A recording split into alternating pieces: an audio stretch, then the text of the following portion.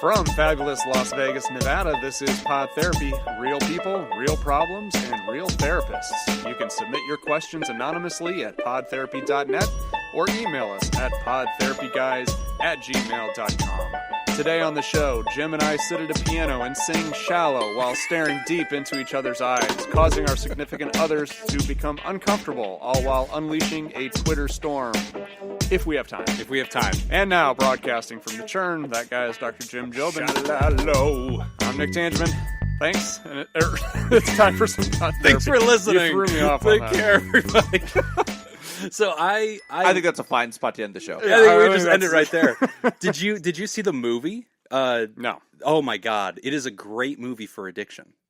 Oh, really? It's fantastic. I have everybody in my caseload that's like struggling with alcohol. I'm having them watch it because it is a great depiction. Brad Cooper nailed it of like what like the development of the disease of alcoholism looks like, and his character just gets out of control. Really? Yeah, he goes to rehab. I didn't even know that was part of the story. That is the story. Yeah. Oh. So it's almost a metaphor, I think. I was telling my wife this. I have this whole theory of the case.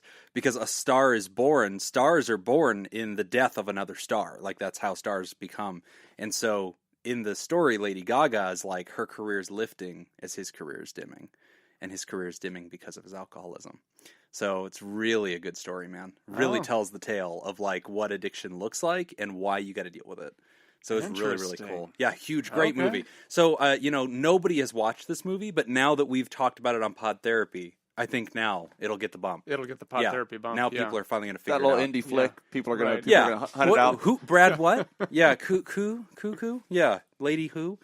So, and Ooh, a lady. A lady, yeah. Ooh, it's a lady. The ladies, man. Ooh, it's a lady. I don't know what you guys I'm having trouble with my self-esteem. Right, self-esteem. Now, what is that?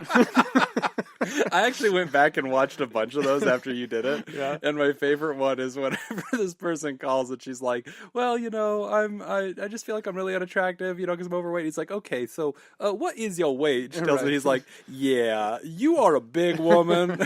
And the ladies' man needs you to come down about 100 pounds. And it's like, he has no advice. He's just like, no, I'm not attracted to you. No, SJ and I went and watched the movie the other night. Oh, did you really? Yeah, on Amazon Prime. Oh, it's on Amazon Prime. Yeah, it is. Oh, I need to find it. Yeah. Holds up surprisingly well. It does. It really does. Yeah, my Cavothier. I was shocked at how funny that movie still was. Yeah. I just remember the scene with Will Ferrell oiling up. Yeah. He's got this bottle. He's like pouring it on. And just gets swatted.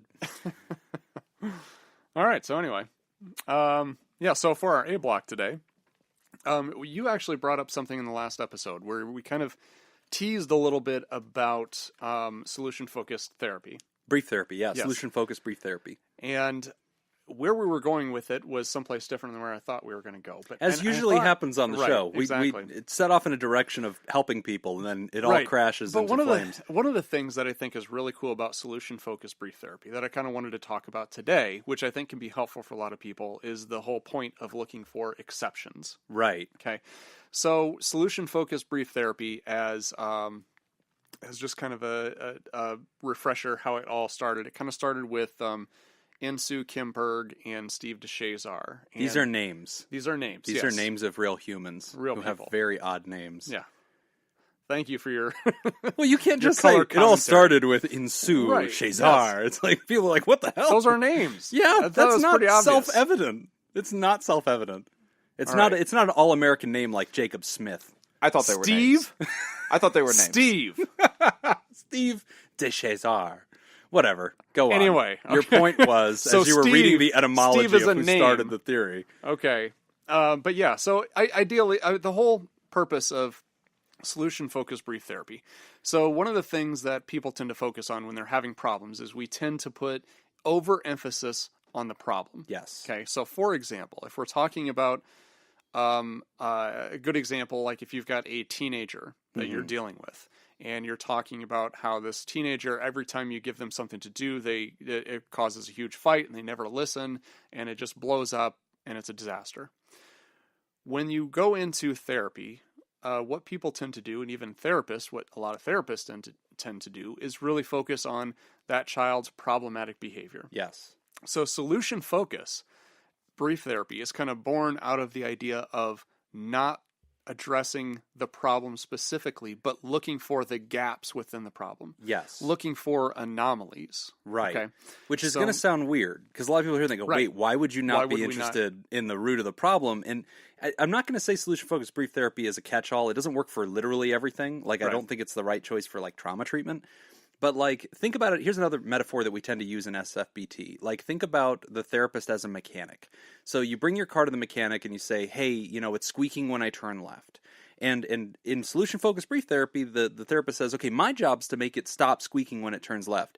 Not to find out all the reasons what caused this originally and, like, who was the manufacturer and how do you drive and, like, what your commute looks like. No, you came with a very specific problem. My job is to solve that and make that not happen anymore. Right. And that's solution-focused instead of being problem-focused. Right. And looking at, cases where things aren't progressing like they should, but in Right. like a different, taking kind of a different perspective. So, Right. like, for example, like a great example of this, like I was watching House, MD, yeah, you know, I love that show. Yeah. And there was one episode where he had two patients and they both had the same condition. Okay. But one of them died within a week and the other one had the same condition but was still alive. Okay. And then so he's like, why? Yeah. Like, that's telling us something right Yes, there. right. That's what we're looking for.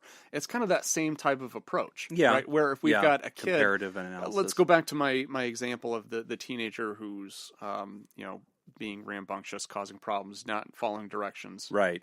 being defiant, right?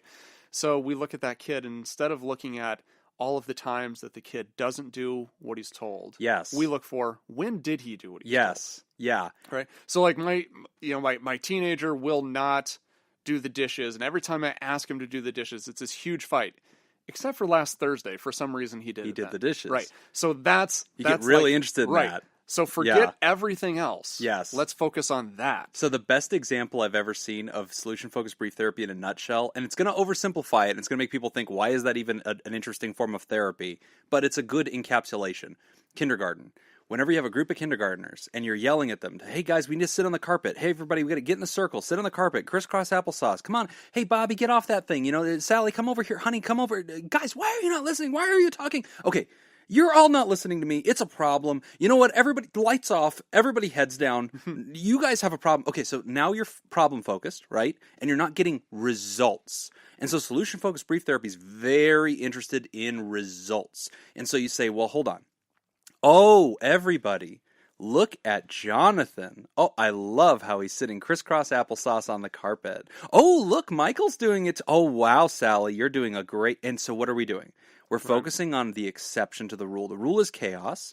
There's an exception, though. There's always one kid that's like doing it. You bring so much attention to that. It's like watering the plant that produces fruit, and it starts to multiply the solution elsewhere in the room. When that, you know, obviously that example has a lot more to do with group dynamics, but yeah, the same concept. Yeah.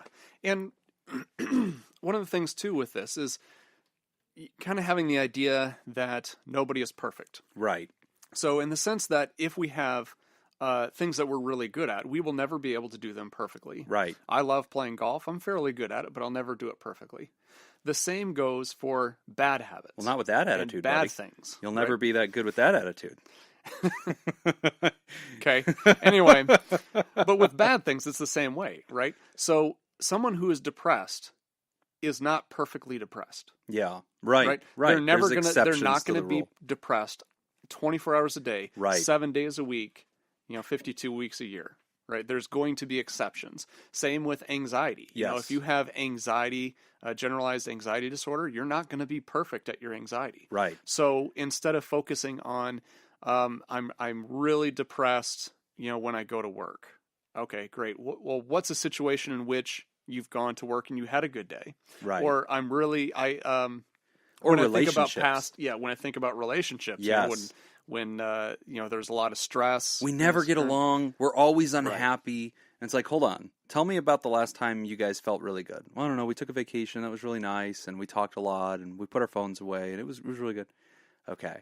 And so a solution-focused brief therapist wheels start turning and go, what caused the differences?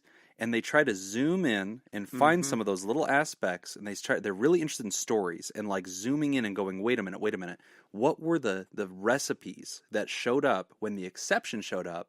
And how can we take those and can we experiment with trying some of those in this other context to see if we get results? Right. Huge breakthroughs come through whenever you try it that way. Now, and as we're talking about this, we're making it sound way more simple than it really is. Because people listening to this are like, oh, okay, that's simple. I could just do that. Right. Well, one of the biggest problems with doing this is that this is actually a pretty big mind shift. It's very hard to see yourself outside of yourself. Right. And notice that. And we seem to be trained to look for problems and to focus on problems. Yes. So like if you're working with a couple and you're talking like in that exact example, you know, like we're talking about, hey, you know, you guys got along really well last Thursday evening. What was going on? How did you do that? And the tendency for the people in that session to be like, yeah, it was great, but here's what's going wrong. Here's when it went wrong. It went wrong when so-and-so did this. We're like, no, okay, let's take that and let's put that off to the side. Let's go back to what was working. Yeah. And it's going to be a constant shift, and it takes a lot of mental energy to focus in on solutions. Yeah, it does. And so let's talk practically for those at home that are trying out this kind of thinking and saying, okay,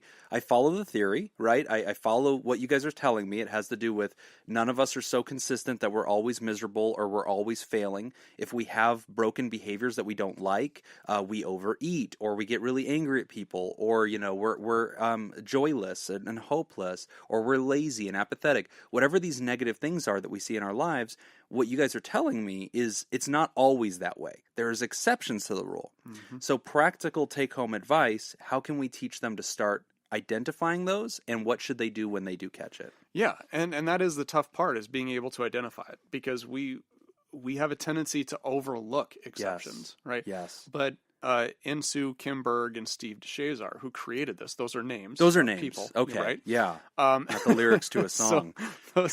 Yet. So they base this whole idea out of the concept that there is always an exception. Yes. There will always be an exception. And sometimes you have to dig a lot to find it. Point on that. So if you're listening, you're thinking, all right, Jim, you know, I have an eating problem, right? Is that my mom? Did my mom just jump into the chat? Oh my gosh, she did. So for those who are listening to this on the podcast, we are live streaming this on our Facebook right now. So it'll probably still be available. It's a little taste of some of what the patrons get, sort of the unedited version. And my mom just jumped into the chat room. Fantastic. It's going to be a great day. But yeah, so when we ask this question about exceptions, here's a trick to it. Because sometimes people say, nothing's better. Nothing's ever gotten better, Nick. I've never not failed at this. Which fits into the cognitive distortions that we talked about. Yes, so let's pick up something like overeating. Right. So I'll say, hey, tell me about the last time that you restrained yourself. I don't restrain myself, Nick. Okay, I overate. I got 2 Whoppers last night for dinner and 2 bags of fries and a giant Coke. So I'm a failure. And what we'll say as a trained solution-focused therapist, you'll say, how come you didn't get 3 Whoppers? Right. What? And why didn't you get 4 Whoppers? How did you hold back from 3? Well, I don't know. I guess, 2 is enough. Well, and, okay. and even if, because you could have a problematic behavior, but right.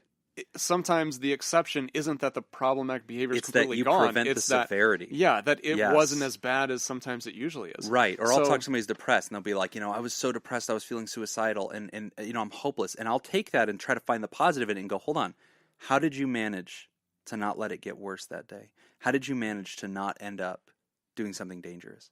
Right. Well, I don't know, Jim. It doesn't really matter. No. I want to pull on this thread. Tell me how you did it. Well, I don't know. I remembered my family, and I remembered that I've gotten through this before, and I remember it. Okay, right. Okay. And now I'm starting to get snapshots of some of your strengths and some of the solutions. I just have to figure out how to do more with that. And if I can grow some of those mental patterns, we can start to change the human's life. Yeah, so 3 rules that they came up with solution-focused brief therapy. Number 1, if it isn't broke, don't fix it. Yes. Yeah. Number 2, once you know what works, do more of it. Yes. And number 3, if it doesn't work, don't do it again, do something different. Yeah, it's pretty simple. Yeah, right? But if you think about it, you hear that. If it doesn't work, stop doing it. It's like, so we'll post this on, whenever this episode goes live, click on the description, and you'll see a link It'll take you to a presentation called a Prezi. I have an entire presentation about solution-focused brief therapy. It goes through those rules. It goes through a lot of little sayings that come out of the text. And go through that, guys, because it's a really fun little thing to kind of teach yourself more. It even has some actual techniques that you can take away and try at home. So really fun little presentation on it. But yeah, very useful form of therapy. Yeah, so I would encourage everybody to give it a shot. Whatever your problem is that you're dealing with or whatever your challenge is, try it. Try looking for exceptions. Try looking for times when this problem isn't there or isn't as prominent. That's telling you something. That's some useful information. Yep, and no matter how bad you think it is, you're not as consistent as you wish you were. And thank you so much for paying attention to that one. It's a good piece. All right. Okay, we're going to take a quick break, and when we come back, we will discuss depression and finding a therapist. You're listening to Pod Therapy. This week's Theraproducer sponsor is the newly minted Nathan's Hotdog Scoop, who submitted the following ad. To whom it may concern. First order of business.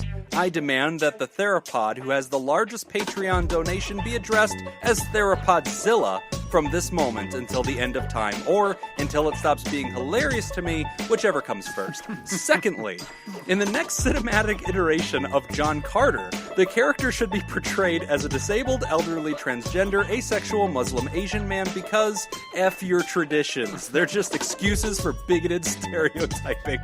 This is not a task I expect you to have any influence on, but do not forget it is your responsibility regardless, and you should prioritize accordingly. Demand number 3.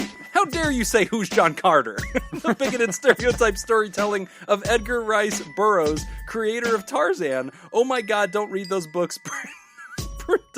Their time, my ass. That's some crazy racism and sexism, I digress.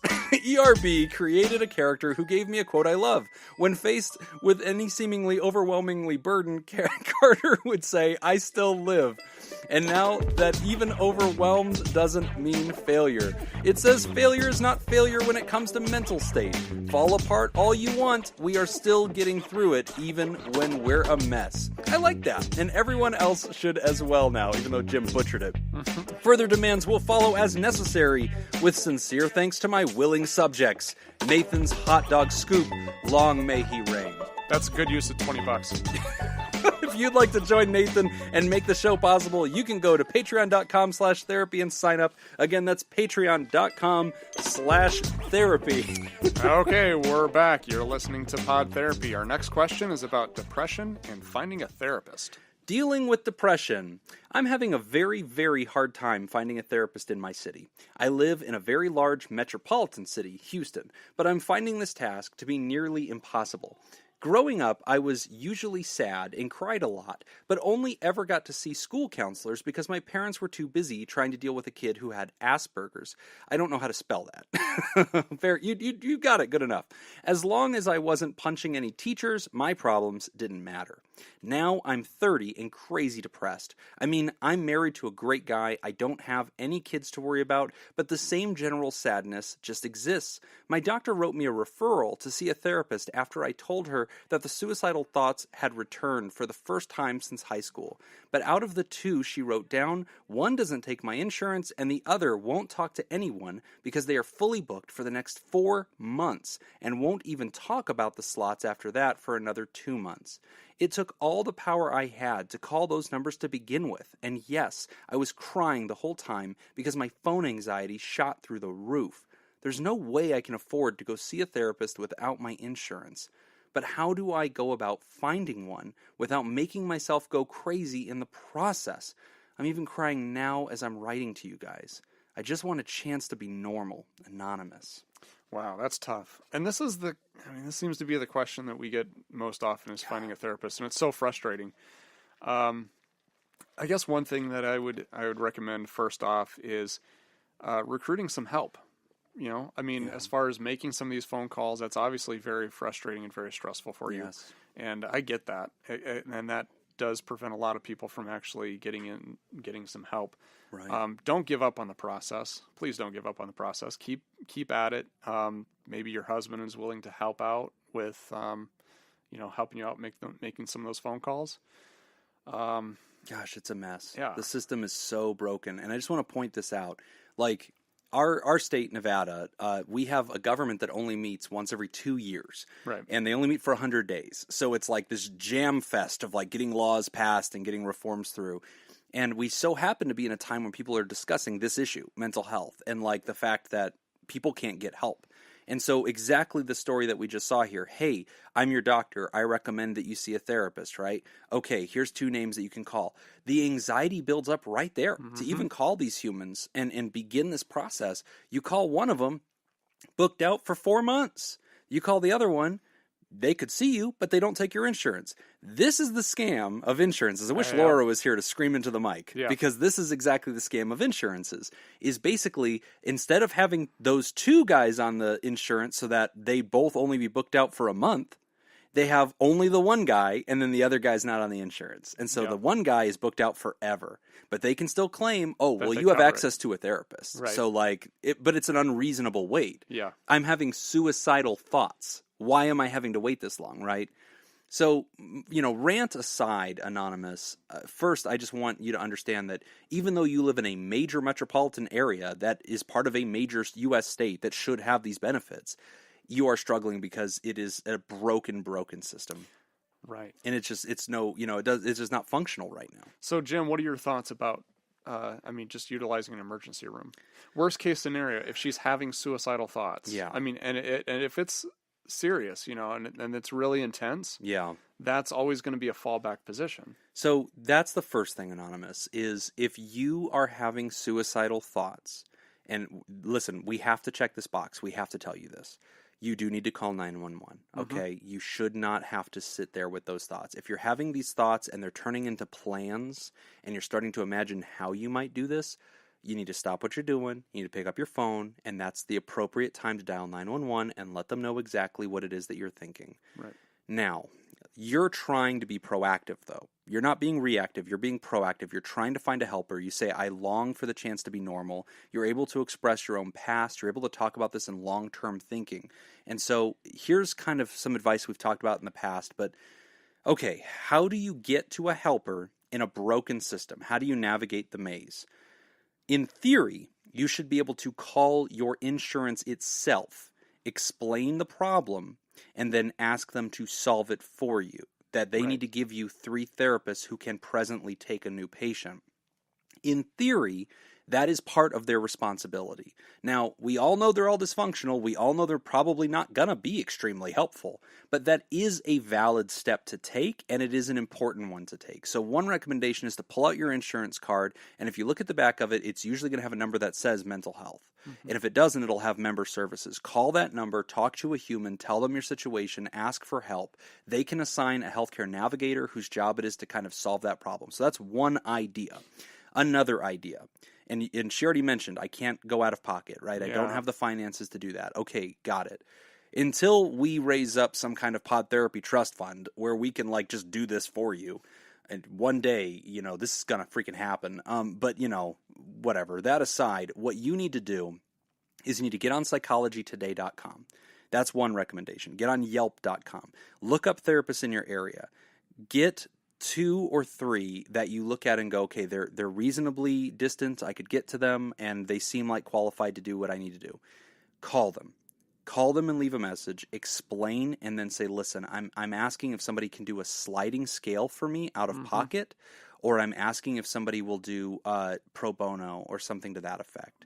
Anything is better than nothing. Yep. And every therapist I know, myself included, we do some pro bono work. We do some pro bono work when somebody's absolutely in dire straits, or we'll do a sliding scale if somebody's in absolute dire straits, or if we can't, we will farm that out. So like in the city of Las Vegas, there's a therapist group with 1,000 therapists across the state that only therapists have access to. You have to prove that you're a therapist to get into the group.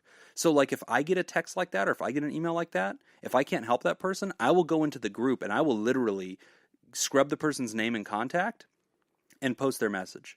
and then say, hey, can anybody take this case? And there might be an intern that can take that case or a student intern that can take that case, and then they'll grab it and go, yeah, Jim, send it our way. And that's my third recommendation, is to find out if you can find a facility somewhere in your area that takes student interns or has professional interns for the state of Texas, because those guys can't be on insurance panels, and they are doing slave labor for 2 or 3 years to become therapists. Right. They're qualified for this kind of case, and they're overseen by a full-blown therapist. Right. So, like, you're getting access to good care. Yeah, and I think that's very cheap. One of the big misconceptions too is like there's a little bit of a fear going to somebody who's a student. Right? Like, one of my biggest fears is going to the dentist. And if you're telling me that my dentist is a student, it's training day. I'm a little worried. Don't worry, you'll be fine. Yeah. But in therapy, I think that's kind of normal. And like, we've had at the place that we've worked, we've had some interns. Yeah. And they're really good. Very competent. They're very skilled. Yeah. And because a lot of them, they may be... Intern doesn't mean completely inexperienced either, right? No. You know, they may have been working in one area for a long time. Yes. You know, like for me, I've been doing addictions treatment for 15 years. Right. If I now wanted to work on my licensed clinical social work, intern. I would be an intern for 2 years. But I've got 15 years experience. So don't let that frighten you. That's right. Yeah. And that's another thing too. So besides asking for pro bono, besides asking the insurance company directly to assist you in solving that problem, the third option, I think, is finding out what facilities in your community in Houston receive student intern therapists or pre-professionally licensed interns. Mm-hmm. I don't know what Texas calls them, but they're going to have that. And here's the deal. To even be a student therapist, you have to have been in school for like 3 years. So they're going to know how to do some things, okay? Mm-hmm. And if it's a person who's not even a student, if they're pre-licensed but they're postgraduate, they have a master's in a clinical discipline and a year that they've spent being a student intern. This is not their first rodeo. Right. They're just paying their dues. They're just on their way to full licensure. They're a fully competent professional. They can diagnose. They can do everything. That's the next step too. And that's a really good idea, because you know what? That can meet you right where you're at. And I think that the only solution I will not abide, Anonymous, is doing nothing. Unacceptable to me. And I like that I don't hear that in you. I hear you talking about your anxiety. That is a feeling. That is not a fact. The reality is that you're going to feel keyed up. And if that's you take a breath, you come back to it, and then you do the next right thing. Even if that door is locked, you come back, you take a breath, you do the next right thing. Do not give up. Yeah, and I definitely want to come alongside and second that, because one thing that I'm hearing you say is that you're very focused on doing this. Like, as uncomfortable as it was, as your anxiety was taking over making those phone calls, you still did. Yes. Right? You're still taking those steps, as uncomfortable as they are, and I think that's amazing. So give yourself a pat on the back. Yes, and please let us know how it turns out. Try each one of those 3 solutions. I want you to try all 3, because I want you to have an abundance of options. I don't want you settling for the first thing. I want you to have 3 different tracks you've tried. I want you to have an abundance of options, and then I want you to look at that and pick from those. And I want you to get back to us and let us know, what did you end up finding? How did that work? And any TheraPods, THERAPALs, or TheraProducers that are out there in Texas, in the Houston area, if you have some ideas, if you know some tricks, if you know some shortcuts, you need to get to us, okay? This community is aggressively pro-mental health, and we take care of our own. So if you've got some tricks, or if you've got some connections, or if you've got some answers, email us at PodTherapyGuys, podtherapyguys@gmail.com, and we will make sure this person gets your feedback, so that way they have a better answer to this question too. Yeah. Thank you for writing in. Take care of yourself. Okay. We're going to take a quick break. When we come back, we will discuss converting compliments and success into happiness. You're listening to Pod Therapy. This week's Theraproducer sponsor is Dr. Ben Doughan. Have you ever been sitting at home and that all too familiar urge hits you again? That urge to whack yourself and your loved ones with a lightsaber. Well, worry no more, because from the makers of Nick's Popsicle Stick Baseball Stadiums comes Nick's homemade super realistic replica lightsabers. That's right. The same maker you have come to love and trust for all your Popsicle Stick Baseball Stadium needs is now expanded into sci-fi fighting gear that would make anyone proud to own. These lightsabers are going to come with the same level of craftsmanship that you would expect from a Nick product. Wooden dowel sturdy, duct and electric tape handle design, and luscious spray paint coloring that will draw the eye of even the most savvy lightsaber connoisseur. Every fine detail will be made in tapey detail, and you know they can take and give beating with that wooden dowel strength. Whether you are dressed up in your Sunday finest hockey gear or fighting off intruding party guests, Nick's homemade super realistic replica lightsabers are the tool for you. Perfect for all occasions, open to any customization you can ask for, as long as it's found in the Star Wars Compendium and the Star Wars Compendium only. Our production lines are ready and eager to make you a top-of-the-line piece of equipment and art from our basement headquarters. Please reach out to Nick's Twitter to request your Nick's homemade super realistic replica lightsabers now! Enjoy and good luck, Mr. Giggles. I think I did a damn good job, Ben. If you'd like to join Dr. Ben Dawn and help support the show, you can go to www.patreon.com/therapy and sign up. Again, that's patreon.com/therapy. You know, he texted me this morning with just the message of, he said, hey, just so you know, I love you. So I knew it was going to be bad. When you're getting the pre-apology, yeah, you're like, wait a minute. Okay, What's so going anyway, on over the air?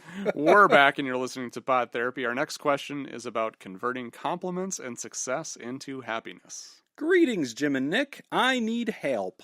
My job as a computer technician requires me to visit hundreds of people throughout the year where I sit at their desk and fix their computers or solve software issues. Because of this, I am constantly putting on a happy face and being bubbly and nice and respectful to everyone around me to represent my department. I am customer service after all, and that's my job. Usually, because I'm required to be jovial and nice, I, in turn, am a pretty happy guy, and everyone that sees me loves me and knows me by name since I have been their technician for about 7 years now. Everyone sees me as happy because I never show them anything other. They compliment me and make small talk with me and treat me more like a friend than a coworker, and I love that. My boss thinks I'm awesome and gives me anything I ask for, and the best projects to work on in my group. But lately, I've been really struggling to convert these accomplishments and kind gestures toward me into true happiness.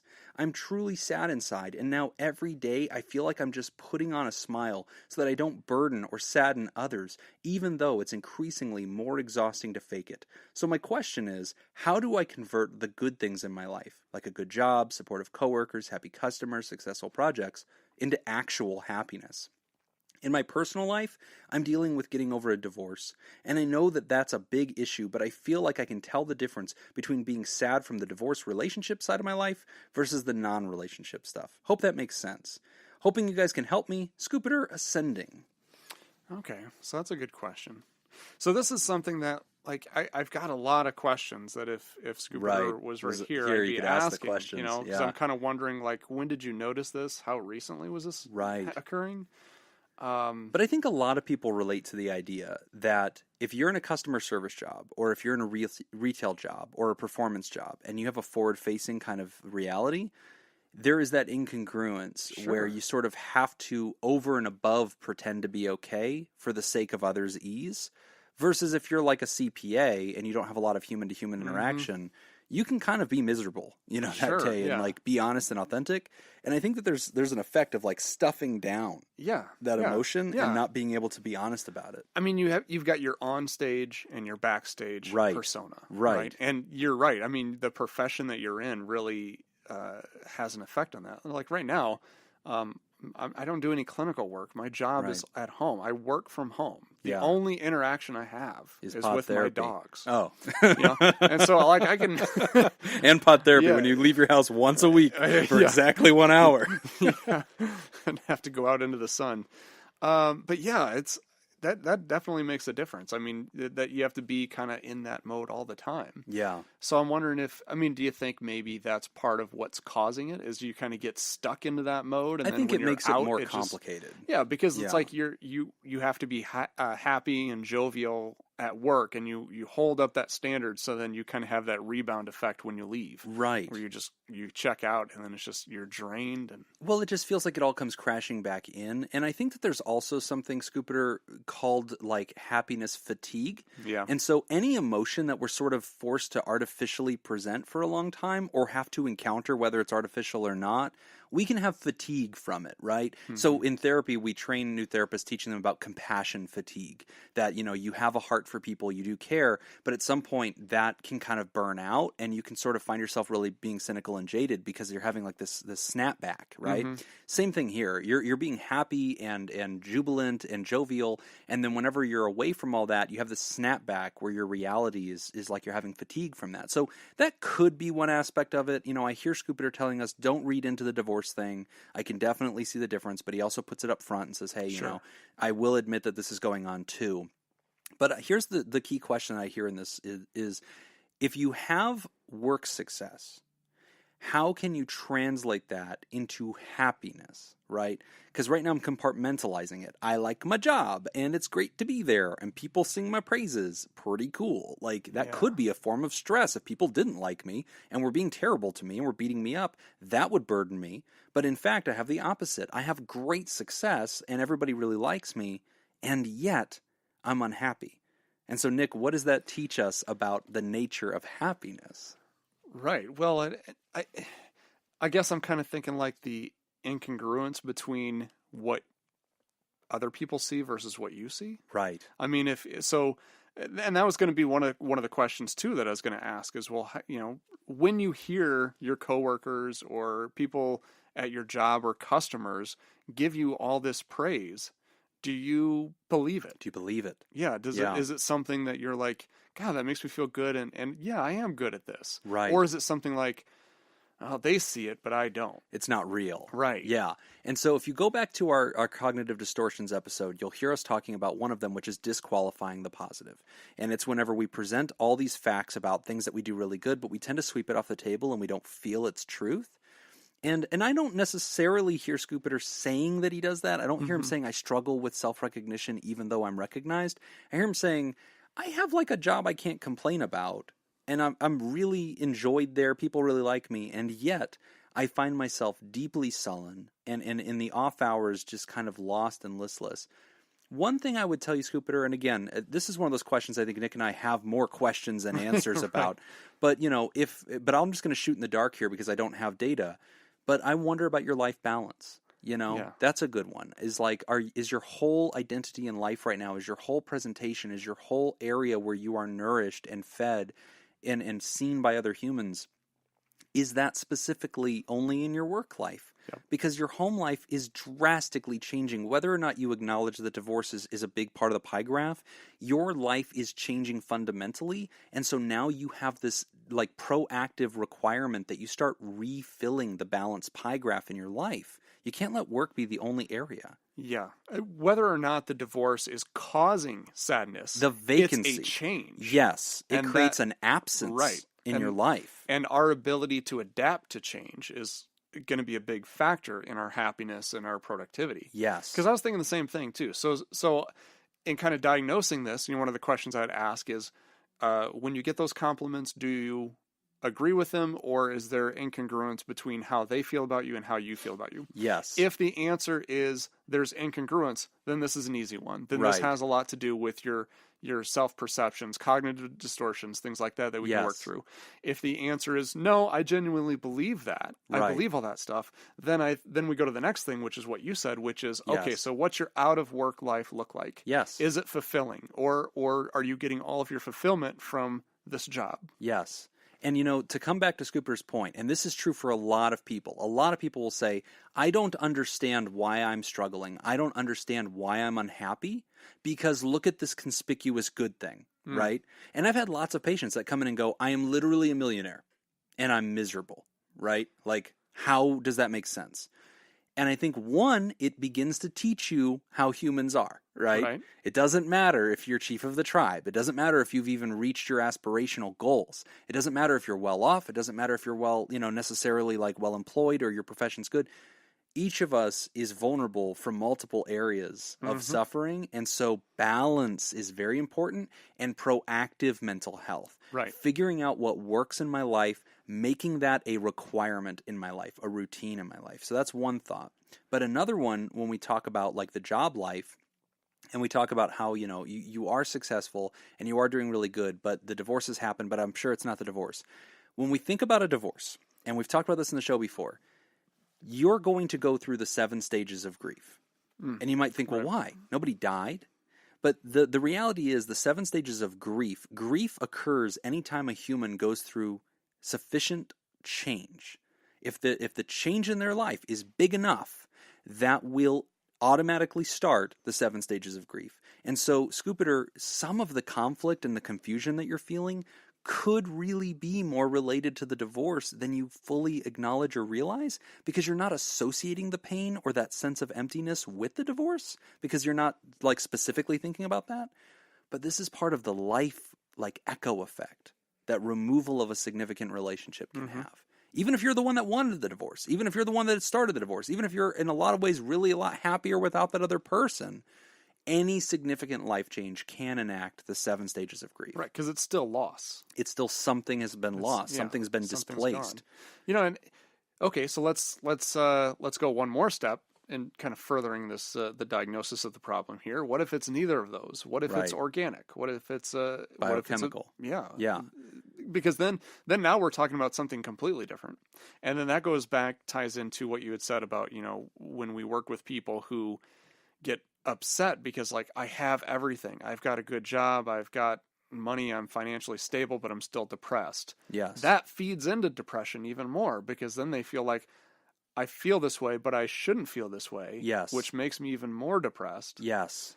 And so, yeah, that's another layer there too. And so I want to reread the actual question he asked, because I'm actually going to introduce our viewers to a whole new form of therapy that we've never mentioned on the show. I think maybe you've said it once, but I don't think we've ever unpacked it. He said, so my question is, how do I convert the good things in my life, job success, into actual happiness?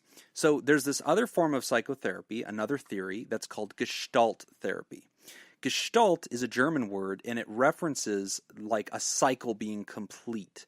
And so, like, to do a Gestalt is what the therapy is about, is to complete a Gestalt, which is like a turning over of an idea, to bring something to completion. And it was actually first proposed by Fritz Perls. And so Fritz Perls was a very eccentric guy, very That's a interesting name, guy. That's right? a name, That's yeah, a name? not the lyrics to my Okay. favorite songs Gotcha. yet. And so Fritz Perls started Gestalt therapy. Here's the basic concept of Gestalt therapy in a very, very specific way. Gestalt therapy says that each of us has all these needs that are bubbling inside of us like a cauldron. When a need goes unaddressed for too long, that need rises to the top of the cauldron, and now it's so present that it like becomes like obscuring of all other areas of our life. It grows and grows and grows until it becomes so big, you need to pop that bubble in the cauldron. And until you've addressed that need will continue to grow, and it will outpace other things in your life. So it doesn't matter how good your job is. And it goes back to the concept of balance. Mm-hmm. In your work life need, that need is addressed. Done. That bubble is low and small. But in other areas of your life, those bubbles are growing and growing and growing. And so when Scoopitor says, well, how can I convert my success in one area to another? You kind of can't. In a lot of ways, you kind of can't. Like, that's like asking, you know, if he wrote about being lonely, like romantically alone. He was like, gosh, I just really miss people. I'm really struggling. I'm really lonely. How can I convert my work success to address this other area? Right. Well, you kind of can't. Yeah. And so Fritz Perls would say the gestalt must be completed in this other need area of your life. You need to address that other need. And so in our lives, sometimes we'll notice that there's a lot of things we're complaining about, and we kind of have to identify what the priorities are. And what Fritz would say is those needs have bubbled up and been addressed for too long. You have to now address each one. And he would point out you can never address them permanently. They're always going to reemerge. And so Fritz would say homeostasis in a human is to sort of get into a routine where you're sort of whacking the moles as they pop up, but you're doing them promptly and in a noticeable way, so that you're not waiting until they become overwhelming. So that's Very one way good. to think about it too. Yeah, definitely. Yeah, we just need to do a show where we just dive into every single theory and just nerd the hell out. We'll only put it on Patreon. And we'll be the only ones who watch it. Yeah. Oh, no, Over we and don't over, watch it. over and over again. No, Kate will watch it. Yeah, Kate Kate Keller will watch it because she's an up-and-comer. She wants to study stuff. She'll watch it so she can go to her professors and be like, how wrong are these guys? Oh, very, very wrong. You shouldn't listen to anything they say. I will give you an A if you promise to stop listening to that show. But Scooper, not to minimize what you're going through. I think it's tremendous that you have the professional success that you have, but I want to kind of caution you that it's a little short-sighted to hope that because you've had so much professional success and happiness that it will like spill over into other areas. You need to figure out what the root causes of some of these other areas are, and it might be the grief of the divorce and the vacancy caused by the divorce, as we hypothesized. It could be a lack of balance. It could be compassion or happy fatigue, and in needing to kind of balance some things out. But I think that there's some digging to do before you really have a solution in hand. Yeah. There's a lot of questions. So hopefully some of those questions got you thinking, and maybe you can write back in, or if you decide to get into therapy, might not be a bad idea, and those would be some good questions to address in therapy. Always love hearing from you, Scooper. Thank you so much for writing into the show, and please keep us updated, man. Let us know how that turns out. Okay, we have come to the end of our episode, and we've got some exciting stuff. We have a box sitting on the table. So if you are watching on Facebook, I am holding in my hand, as you can hear me shaking it into the mic. And breaking probably in March. We are now officially in March when we're taping this, and this episode will be airing in the first week of March. We are going to be doing in mid-March our Pod Therapy Pinewood Derby. So these little Pinewood Derby cars, you carve them and you put wheels on them, and the kids race them. My son's a Boy Scout, so we're going to do this. So we have so far 4 entries. We have my car, which I'm actually going to be finalizing today. We have Nick's mysterious mobile, whatever that's going to be.